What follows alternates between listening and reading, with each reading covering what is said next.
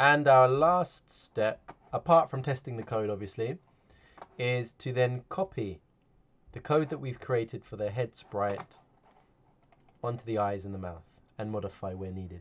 So again, we're looking for that wiggle and then drop it. There it is. Let's do the same here. We're going to look for that wiggle on the mouth sprite and drop it. And there we go. So on the eyes, oh, we've lost. Have we lost our green flag somewhere? How did that happen? Okay, we need another green flag back on here. So when selected equals, now for this one we're looking for eyes. So when we click eyes, selected becomes eyes, and then we will be able to process this. Now let's just talk about this for a second. Wait until here, it's kind of acting like a gate. This algorithm, this script can't move past here until this condition is true. Once this is true, then we can move into the loop and we can keep checking if this is happening. We can keep checking if that's happening. And if it is, we do this. If up arrow pressed, then we do this. And if the down arrow is pressed, we do this. So we're waiting. It's like a gate. Think of it holding back the flow of this algorithm. Wait until. That's how we're doing it today. There's other ways to do it, but this is how we're going to do it today. And on mouth, now mouth is looking for mouth. So when this variable says mouth, then this can start to happen. And we take control basically. So let's stop sign, green flag. We're on mouth and our mouth is changing here. Almost looks like it's chatting away, doesn't it? We click eyes and eyes are changing. Perfect. We click head and the head changes. All right, I do like that green.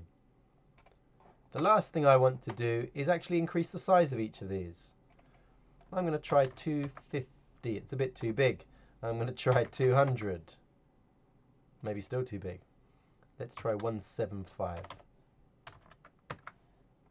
Not bad at all. Let's bring that into the middle here. There we go. The eyes I want to be the same size. And the mouth the same size. Now you'll notice they're behind the face sprite. So let's fix that quickly. Under looks, I want to say to the face, go to back layer. Okay? Go to back layer when the green flag is clicked. And then we're going to see the mouth and the eyes on top all the time. I think we want them quite kind of squished up like this. Not bad. Maybe the whole thing could be a bit lower, but because I've done the cheeks so high, I'm going to leave it just like that. So again, let's test. Changing the color, changing the eyes, changing the mouth.